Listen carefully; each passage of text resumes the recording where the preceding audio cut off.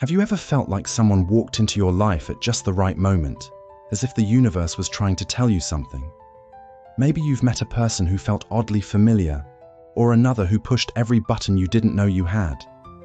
Was it coincidence, or something deeper? In Buddhist philosophy, there's a profound idea. Nothing is random. The people you meet, whether they stay for years or disappear after a single moment, are not accidents. Each one arrives with a role to play. Some are here to teach you how to love, others to test your patience, stir your emotions, or remind you of your strength. But every person, without exception, holds up a mirror, showing you something essential about yourself. This video is an invitation to look at your relationships through a different lens. We'll explore how even painful, uncomfortable, or short-lived connections carry spiritual weight. How your interactions with others are shaped by karma, filled with hidden lessons, and brimming with opportunities for inner growth and healing. Once you see this clearly, it's impossible to unsee. Life, from this perspective, becomes a tapestry of meaningful encounters. Each thread connects you to others in ways that are often invisible, but deeply intentional.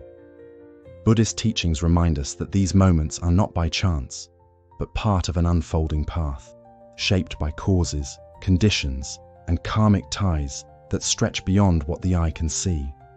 Karma, the law of cause and effect, teaches that the relationships you experience now are not isolated events. They're echoes from seeds planted long ago, through actions, intentions, and choices made in this life, or perhaps even earlier ones. When someone enters your life, they may be a reflection of something within you, something that's asking to be seen or healed. Have you ever connected with someone so quickly it felt like you already knew them? Or struggled to understand why a certain person triggers such strong emotions? These moments might be more than coincidence. They could be part of unresolved karmic patterns returning to be understood, completed, or released. When we stop resisting these experiences and begin meeting them with awareness, something powerful happens. Relationships stop being just external events and start becoming internal mirrors. They reveal the qualities within us, love, fear, resilience, ego, that shape how we show up in the world. A warm connection might soften our hearts.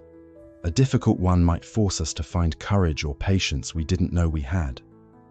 Even the smallest interaction, a stranger's kindness, a shared moment of silence, can awaken something sacred within. By stepping back and asking not, "Why is this happening to me?" but "What is this teaching me?" we open the door to transformation. Every relationship becomes a teacher. Every emotion becomes a messenger. Even the pain becomes part of the path. Yes, some relationships bring happiness. Others bring discomfort or grief. But from a Buddhist point of view, even the ones that hurt serve a purpose. They bring our deepest fears and attachments to the surface, where we can finally face them. A chaotic relationship might guide us toward healthy boundaries. A painful ending might return us to self-respect. Just like the lotus grows from the mud, your wisdom often rises from your most difficult connections. So let's stop running from discomfort. Instead, let's meet these moments with stillness and kindness. Because pain, when embraced with mindfulness, doesn't just wound, it teaches.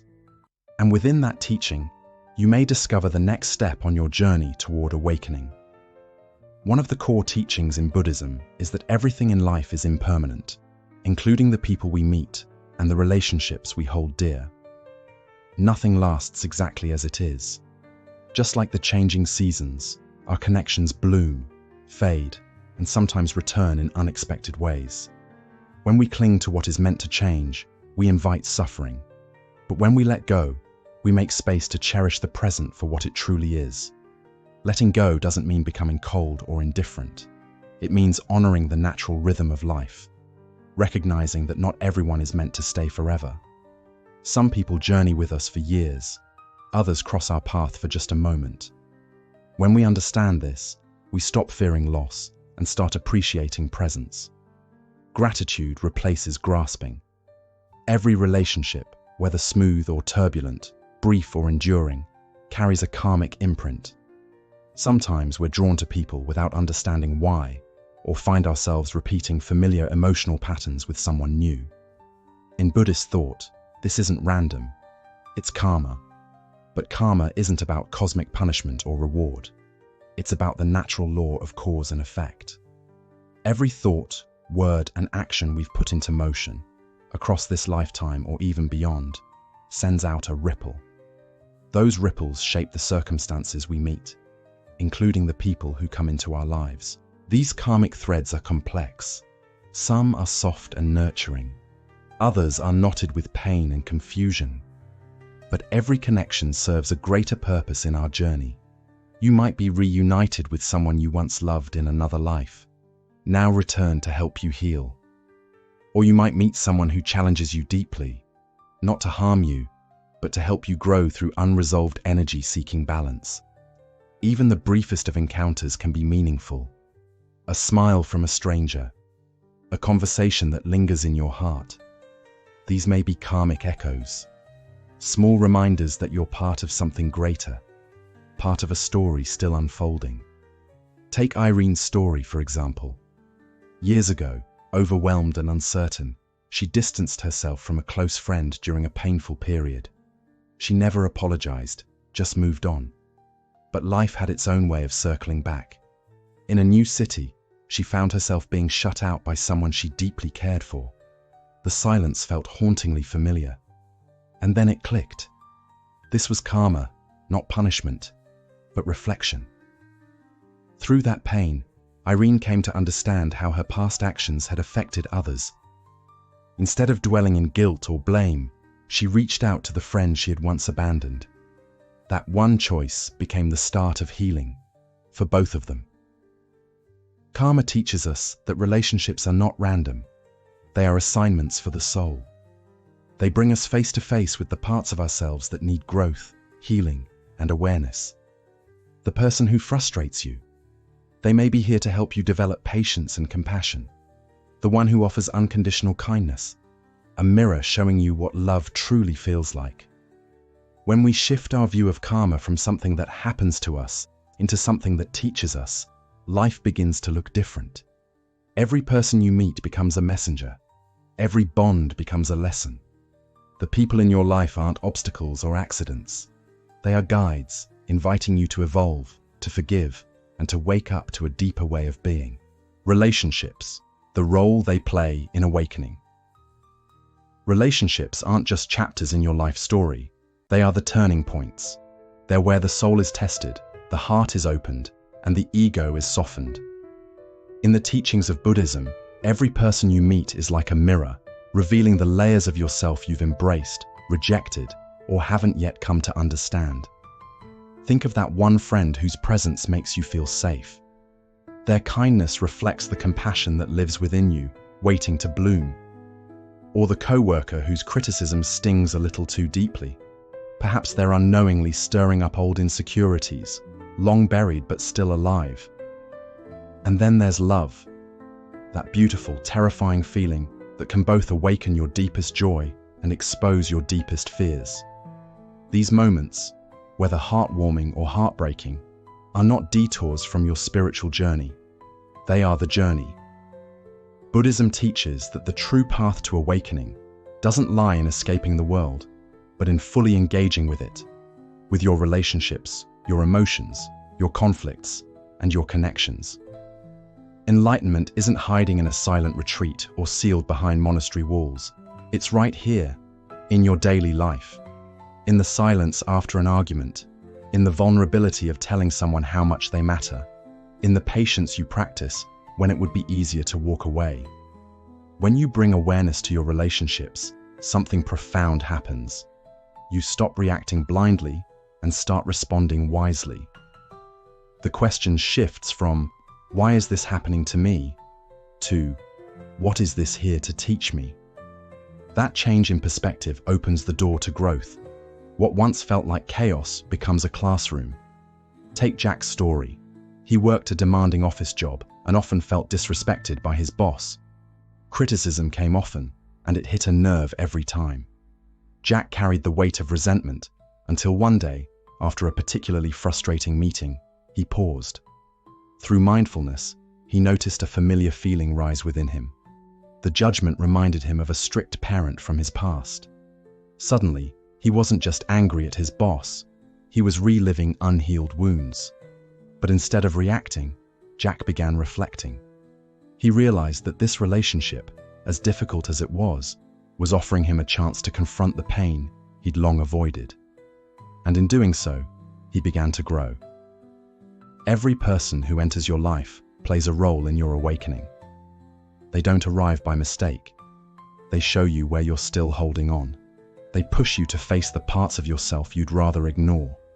And if you're open, they help you evolve into someone more grounded, more loving, more free. The ones who challenge you? They're showing you the rough edges of your ego. The ones who embrace you? They're reminding you of the love you deserve to give yourself. The ones who leave? They're teaching you how to let go and trust the flow of life. So the next time a relationship stirs something deep inside you, pause before you judge or retreat. Ask yourself, what is this revealing? What part of me is ready to heal? Relationships aren't accidents. They're sacred invitations to wake up, to love more deeply, and to meet yourself at a soul level. Whether someone walks with you for a moment or a lifetime, they're helping you remember who you truly are. Teachers, every connection is a lesson in disguise. In the eyes of Buddhist wisdom, everyone who enters your life is a teacher. Whether they come wrapped in warmth or wrapped in challenge, they arrive for a reason. Relationships aren't just emotional roller coasters, they're sacred classrooms. Every moment of connection carries within it the potential to awaken something deeper inside you. That stranger who smiles at you on a hard day. They remind you of your own light. That friend who calls out your flaws. They may be helping you shed an old layer of pride. Even the ones who frustrate you to your core. They too are holding up a mirror, asking you to see what still needs healing. Consider David's story. A university student striving for excellence, David often lost patience with his younger brother, who struggled with his studies. One evening, after another long session of tutoring that ended in anger, David snapped. But something lingered in him afterward, a discomfort he couldn't shake. As he reflected, he realized his frustration wasn't really about his brother. It was about his own fear of failure. His high expectations were turning into pressure, and that pressure was spilling onto others. Through that moment of tension, David saw a part of himself that needed kindness, not criticism. And in learning to be gentle with his brother, he began to be gentler with himself. That's the quiet brilliance of relationships. They don't just show you who others are, they show you who you are. Some people come into your life to awaken your ability to love. Others arrive to expose your inner wounds. But every soul you meet is helping you grow. So how do we take this wisdom off the meditation cushion and into the real world? The answer lies in practice. And one of the most powerful practices in Buddhism is metta, loving kindness. Practice, cultivating loving kindness, metta. Metta means to meet the world with a heart wide open, to silently send a prayer to each person you meet. May you be happy. May you be safe. May you be at peace. It sounds simple, but it changes everything. Imagine walking through life with that energy. Not judgment, not resentment, but quiet compassion. The driver who cuts you off. Wish them peace. The friend who disappointed you. Wish them healing. The stranger who offered a kind word. Wish them joy. Each person is playing a role in your soul's evolution. Some people lift you, some challenge you, some stretch your patience, some crack your heart wide open. But none of it is random. It's all a part of the path. Loving kindness doesn't mean you excuse hurtful behavior. It means you stop carrying it. You release the weight of bitterness and choose freedom instead. You say, I don't know why this happened, but I trust there's a reason, and I choose peace over pain. When we shift from blame to blessing, our whole inner world transforms. Resentment softens. Resistance dissolves. Relationships begin to feel lighter, even the hard ones. And that shift isn't just for others, it's for you. So today, pause. Think of someone, past or present, friend or foe. Close your eyes and silently say, "May you be well, may you be free." Because when you walk this life with loving kindness in your heart, you're not just healing your relationships, you're healing yourself, and you're awakening to the deeper truth. Every connection is sacred. Every soul is part of your unfolding. And love, no matter where it's directed, is never wasted. Practice. Mindful presence, the art of truly showing up. In a world spinning faster every day, where messages flood in, screens compete for attention, and silence feels rare, there is one gift more valuable than words: your full presence. To be fully present is to say, "I see you. I'm here with you. This moment matters." Too often, we listen only to respond. We interrupt with our thoughts. We plan our reply before the other person has even finished speaking. But real connection isn't born in clever responses. It's born in presence. Presence means you stop. You breathe. You look into someone's eyes and actually see them. Not just their face, but their humanness, their struggles, their joy, their need to be heard. This is what mindful presence is: a sacred pause, a silence that listens, a gaze that says, "You matter." And in that stillness, something shifts. Walls soften, arguments dissolve, distance narrows. Even fleeting encounters, an exchange with a cashier, a moment with a child, a conversation with a friend, becomes sacred when we are truly there. Not every relationship will last. Not every connection will be easy. But every interaction can be meaningful if we choose to be fully present for it. And mindfulness doesn't just transform your relationships with others, it transforms the one you have with yourself. You begin to notice the subtle rise of anger, the stir of insecurity, the pull of old habits, and instead of reacting, you breathe, you observe, you choose how to respond. That's how we grow, not in grand epiphanies, but in simple, quiet moments of awareness. No one crosses your path by accident, and when you meet them with your whole heart, you honor the sacredness of that meeting, for however long it lasts. Embrace forgiveness, set yourself free. Some people enter your life as a blessing, others as a lesson, and some leave behind deep wounds. But what if their purpose wasn't to break you? What if it was to awaken you? Forgiveness is not about excusing pain or forgetting what happened. It's not about pretending it didn't hurt. It's about making a powerful choice, the choice to protect your peace more than your pain. When we cling to anger or resentment, it doesn't imprison the person who hurt us, it imprisons us. That grudge becomes a chain that keeps us stuck in the same story, reliving the same hurt. In Buddhist wisdom, forgiveness is an act of liberation. Not for them, for you. It's the moment you say, "This pain has lived in me long enough.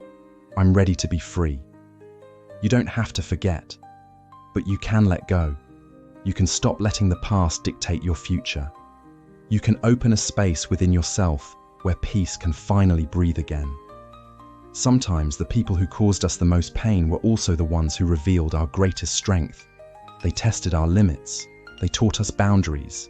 They pushed us to find worth in ourselves, not in their approval. So ask yourself, what are you still carrying? Whose memory still weighs on your heart? And what would your life feel like without that burden? Because the truth is, forgiveness isn't a weakness.